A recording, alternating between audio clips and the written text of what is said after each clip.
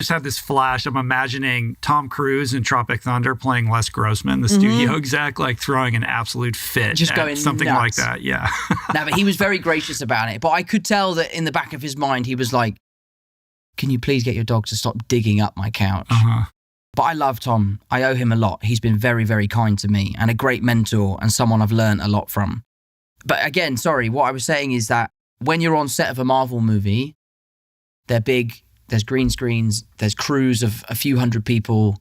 But again, that community that Marvel and Sony build is so strong that it doesn't feel like a $200 million movie. It feels like this really small, intimate little character piece. And that's what I think works so well with the movies, is that the fans feel like they can connect to the characters on a personal level, rather than it being your just kind of Joe Blow action movie. What have you learned, other than what you already shared, about working with people like Downey? Because you're surrounded by so many great actors when you're, I mean, I'm imagining Avengers, you're just, they're all there. Yeah, it's awesome. Yeah. Especially when I was like really young. I think I was 20 or maybe I was even 19 when I was shooting Civil War. And, you know, I was I am a diehard fan of the studio. I felt like I sort of won some competition and was allowed to like be on set for the day.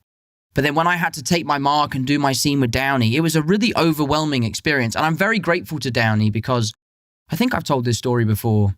When I did my audition was like 8 pages of dialogue.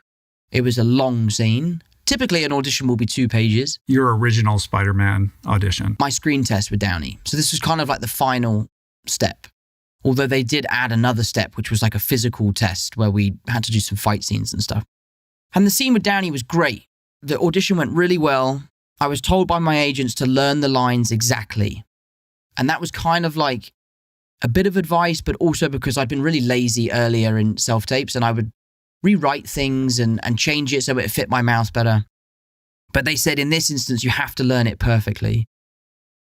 And then when we did my first take with Downey, he just started improvising and changing everything in the script, which kind of gave me license to kind of follow him.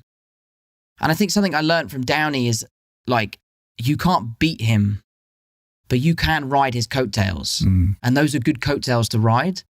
So in that scene, I just kind of followed his lead and we improvised and we did a bunch of stuff. And I thought after that audition, I was like, oh, I've definitely got this. Like that went so well.